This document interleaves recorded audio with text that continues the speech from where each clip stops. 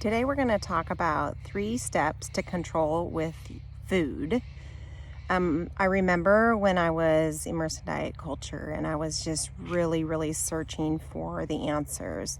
I'd been yo-yo dieting for years and I'd done all the plans and I just still couldn't stick to my diet.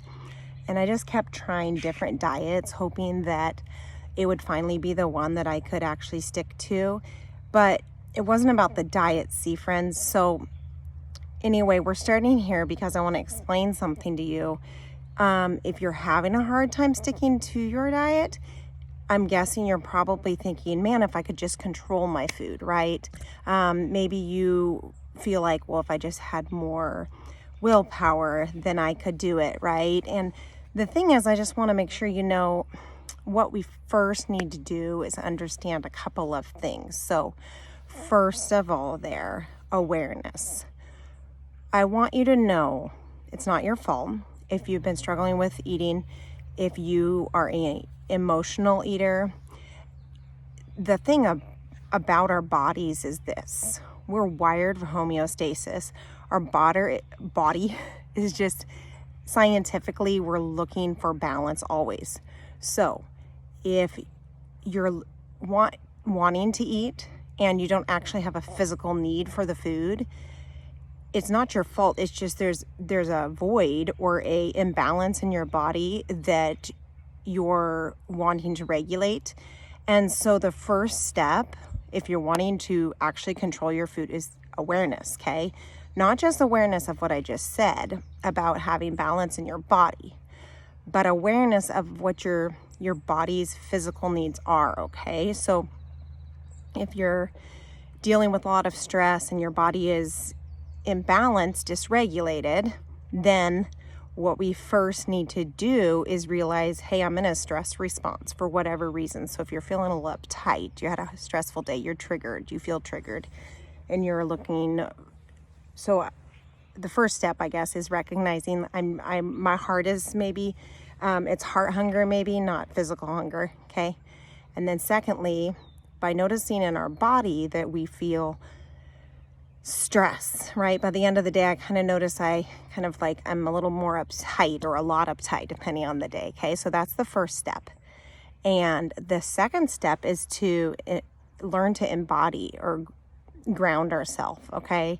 So when our body is not grounded, when we're not relaxed, how it's experimenting and finding ways to become grounded again. So it's like Mark David has said, the founder of the Institute for the Psychology of Eating. He says, we don't want to just be a life support system for our body. We want to get into our body and find ways to actually help ourselves feel better. Because you see, when we're in a stress response, we're often looking in food to feel better. If that is a thing that you feel like you're doing, emotionally eating, I was doing that. And I was eating the food to feel better because I didn't have practice doing other things that made me feel better.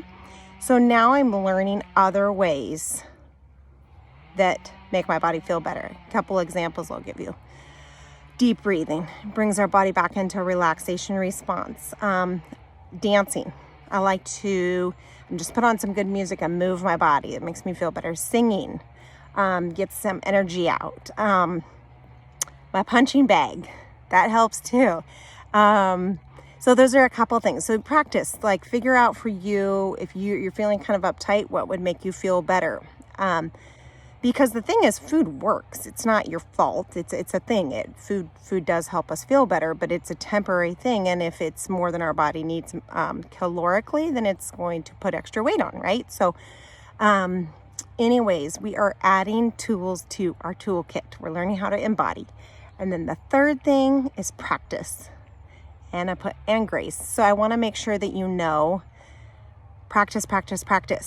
And you're probably not going to want to at first. You might, on our journey, we'll learn, we'll begin to notice that we have more of an awareness and notice that we're not in a relaxation response. And then what I've found, and it's not uncommon, is that then when we go to practice the things that maybe we've found or learned will help us, the primal brain, the subconscious will fight it because it's new. I've never been one to meditate. So I remember when my therapist first told me to meditate, I was like, I'm not going to go sit in the corner in time out and think to ground myself. Little did I know that's just exactly what I needed, but I refused to do it because it felt like a waste of time. So practice, practice, practice. You're not going to feel like doing it at first. You're not going to we get a fear response around it because it's a new thing. And so when you feel like you don't want to do it, if you want to feel better and you want to learn how to be grounded, I am just advising you to have grace and just continue to practice a little bit at a time. The things that you hear might help you, like a deep breath and all that, until your brain recognizes that it is a thing that you want to be doing.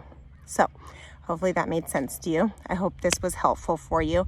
Just want to really get the word out there. These things that have helped me actually to have more control with food by letting it go. Like, instead of fighting it and saying food is bad, food is not bad. But if it's not my belly that's hungry, what is it in that my body needs?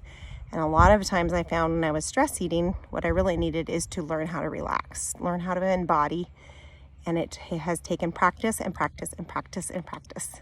So message me if you have questions. jensider.com is my website, and all kinds of info over there. Thank you for watching. Hope this was helpful. And remember, you were meant for more than dieting, just dieting.